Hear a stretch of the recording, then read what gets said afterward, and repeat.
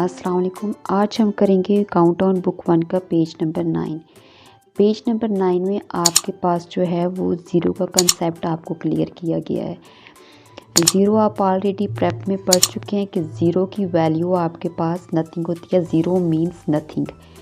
जब भी आप ज़ीरो को यूज़ करते हैं सब्ट्रैक्शन के लिए या फिर एडिशन के लिए, तो वहाँ पे वैल्यू आपके पास सेम ही रहती है। यहाँ पे आपको एक एग्जांपल के थ्रू समझाया गया है कि अमीन के पास 4 सॉफ्ट आइस हैं बैग में।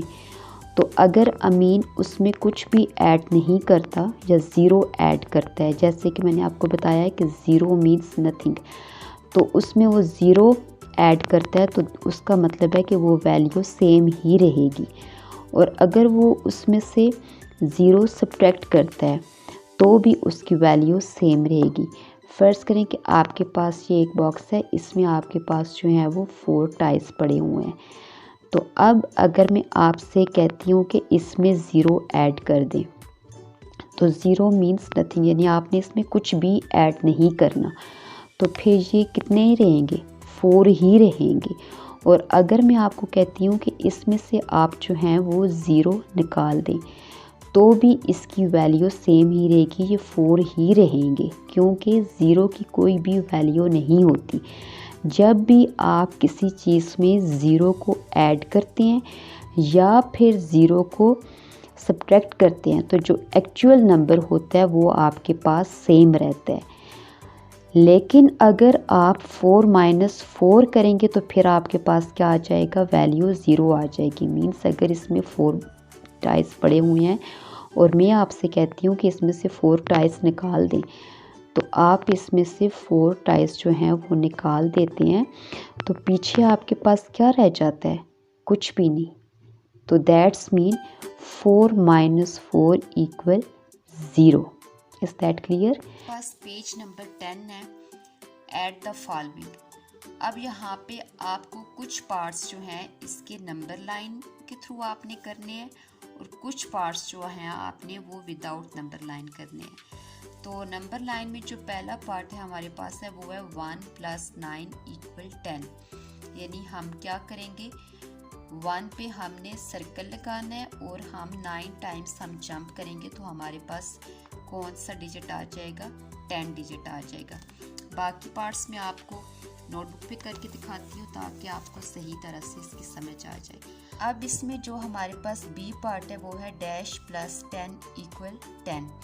तो यहाँ पे आपके पास देखें, आपके पास आंसर बी जो है वो सेम आ रहा है। दैट्स मीन कि यहाँ पे हम ज़ीरो ऐड करेंगे। 0 + 10 = 10। तो यहाँ पे हमारे पास क्या आ जाएगा? 0 आ जाएगा। लेकिन पार्ट है इसका आपके पास 2 + 8 = डैश। तो यहाँ पे आप किसको सर्कल करेंगे? 2 को आप सर्कल करेंगे और कितने टाइम्स आप जंप लगाएंगे? 8 टाइम्स। 1 2 3 4 5 6 7 8। जब आपने 8 टाइम्स जंप लगाया तो आपके पास कौन सा डिजिट आया है? 10। तो यहाँ पे आंसर क्या आ जाएगा? 10। 2 + 8 = 10। नेक्स्ट पार्ट है आपके पास डैश + 6 = 10। अब यहाँ पे आपके पास कोई डिजिट भी नहीं है। अब आपने क्या करना है? 6 को यहाँ पे सर्कल कर लेना है और आपने कहाँ तक जंप लगाना है? 10 तक। 1 2 3 4। तो जब आपने 10 तक जंप लगाया तो आपने कितने टाइम्स जंप लगाया? 1 2 3 4। तो यहाँ पे आपके पास क्या आ जाएगा? 4 आ जाएगा। समझ आइए? जब आप 2 + 10 ये दोनों आपके पास होते थे और आपने आंसर लिखना होता था, फिर आप क्या करते थे? 2 को आप सर्कल करते थे और 8 टाइम्स आप जंप लगाते थे, फिर आपके पास क्या आ गया है? 10 आ गया है। लेकिन इस पार्ट में आपके पास ये वैल्यू नहीं गिवन है, तो फिर आपने क्या करना है? आपने 6 के ऊपर सर्कल लगाना है जो वैल्यू आपको गिवन है और आप कहाँ तक जंप करके जाएं? 10 तक। जब आपने 10 तक जंप किया है तो फिर आप अपने जंप्स काउंट करें कि आपने कितने टाइम्स जंप लगाया है। 1 2 3 4, तो यहाँ पे आपके पास क्या आ जाएगा 4। 4 + 6 = 10। अब आपके पास नेक्स्ट पार्ट है 6 + 4 = अब 6 को आप क्या करेंगे, सर्कल करेंगे और कितने टाइम्स आप जंप लगाएंगे, 4 टाइम्स। 1 2 3 4, तो आपके पास कौन सी वैल्यू आ गई है, 10। तो यहाँ पे आप क्या लिखेंगे, 10। फिर है आपके पास नेक्स्ट डैश + 3 = 10। अब आपके पास इसमें फिर वैल्यू नहीं है लेकिन आंसर गिवन है, तो आपने क्या करना है, 3 पे सर्कल लगा देना है और कहाँ तक आपने जंप लगाना है, 10 तक, जो आपको आंसर गिवन है। 1 2 3 4 5 6 7। अब 10 तक आपने कितने जंप्स लगाए हैं, 7। 1 2 3 4 5 6 7, तो यहाँ पे आपके पास क्या आ जाएगा, 7 आ जाएगा। Is that clear? अब आपके पास जो नेक्स्ट क्वेश्चन है उसका, ये सब हमने नोटबुक पे कर ली है। 9 + 1, तो आपने क्या करना है, 9 को माइंड में रखना है और 9 से आगे आपने उतने नंबर्स गिनना है जितना आपके पास जहाँ पे वैल्यू गिवन है।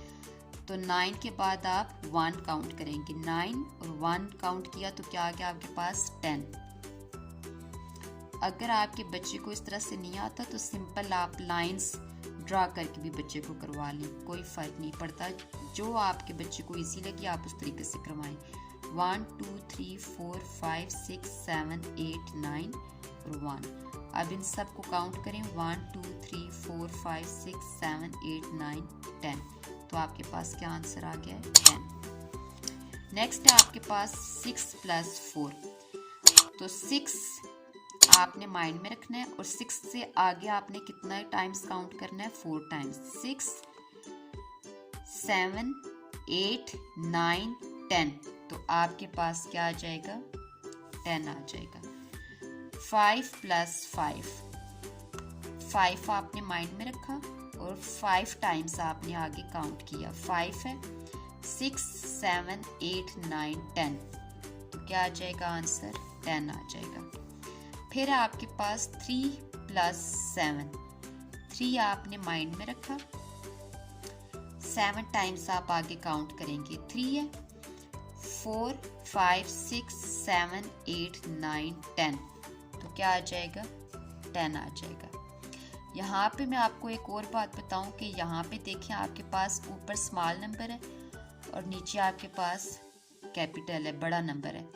अब आप बच्चे को इस तरह से कह के बाज़ बच्चे कंफ्यूज हो जाते हैं जब आप उनसे कहेंगे कि keep the biggest number in your mind, जब आप प्लस वाली क्वेश्चन करवा रहे हैं एडिशन के, तो एडिशन के जब आपके पास 1 डिजिट नंबर आप करवा रहे हैं तो कोई फ़र्क नहीं पड़ता, आप बच्चा जो भी नंबर अपने माइंड में रखे।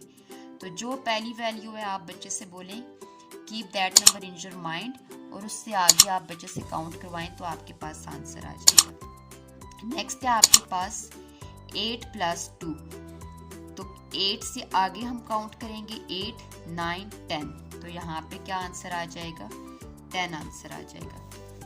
अब नेक्स्ट क्वेश्चन है आपके पास take away from 10। Take away का क्या मतलब होता है, सब्ट्रैक्ट करें, सब्ट्रैक्शन, आपने माइनस करना है 10 के साथ। अब आपके पास जो पहले कुछ पार्ट्स हैं वो उसी तरह से नंबर लाइन के थ्रू आपने करने हैं और बाकी आपने विदाउट नंबर लाइन। तो यहाँ पे पहला आपके पास है 10 - 2 = 8, तो आपने किसको सर्कल करना है, यहाँ पे 10 को सर्कल करना है और कितने टाइम्स आपने बैक जंप लगाना है, 2 टाइम्स, 1 2, तो आपके पास कौन सा डिजिट आएगा, 8, तो 10 - 2 = क्या हो जाएगा, 8 हो जाएगा। इसका नेक्स्ट पार्ट भी हम उसी तरह से नोटबुक पे कर लेंगे। तो यहाँ पे हमारे पास आ गया है बी पार्ट इसका है 10 - डैश = 5। अब यहाँ पे देखें, फिर आपके पास आंसर गिवन है लेकिन ये वाली वैल्यू आपके पास नहीं गिवन है। तो आप सिंपल क्या करेंगे, जो वैल्यू आपके पास गिवन है पहली 10, आप 10 को सर्कल करेंगे, 5 टाइम्स आप जंप लगाएंगे, 1 2 3 4 5। तो आपके पास क्या वैल्यू आ गई है 5, यहाँ पे आपके पास क्या आ जाएगा 5। नेक्स्ट है आपके पास 10 - 6 इक्वल, आपने सिंपल क्या करना है, 10 पे सर्कल करना है। How many times you will jump back, 6 times, 1 2 3 4 5 6। तो जब आपने 6 टाइम्स जंप किया तो आपके पास क्या आ गया है 4। नेक्स्ट है आपके पास 10 - 7 इक्वल, अब आपने किस पे में सर्कल करना है, 10 पे। How many times you will jump, 7 times, 1 2 3 4 5 6 7। तो यहाँ पे कौन सा डिजिट आ गया है 3 इज योर आंसर। नेक्स्ट है आपके पास 10 - डैश इक्वल 6। अब आपके पास फिर यहाँ पे वैल्यू नहीं है लेकिन आंसर गिवन है।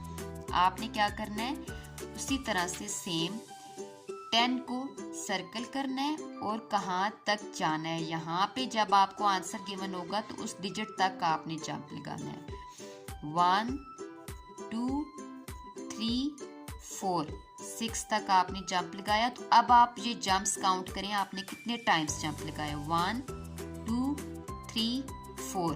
तो यहाँ पे क्या आ जाएगा आपके पास 4। अब इसका हमारे पास F पार्ट है 10 - डैश इक्वल 9। तो यहाँ पे आप फिर उसी तरह से करेंगे, किसको आपने सर्कल करना है, 10 को सर्कल किया और नेक्स्ट हमारे पास क्या है 9, आप 9 तक जंप लगाएं। अब जब 9 तक हमने जंप लगाया तो फिर आप जंप काउंट करें, कितने टाइम्स हमने जंप लगाया, 1 टाइम। तो यहाँ पे आपके पास क्या आ जाएगा 1। Is that clear. 10 - 8 इक्वल, अब आपने क्या करना है, जब आप सब्ट्रैक्शन करते हैं तो फिर आप जो स्मॉल नंबर है उसको माइंड में रखेंगे। तो 8 को आपने माइंड में रखना है और 10 तक काउंट करना है। तो 8 9 10, तो यहाँ पे क्या आ जाएगा 2 आ जाएगा। सिंपल आप 1 2 3 4 5 6 7 8 9 10, 1 2 3 4 5 6 7 8 को काटते हैं तो क्या आ जाएगा 2।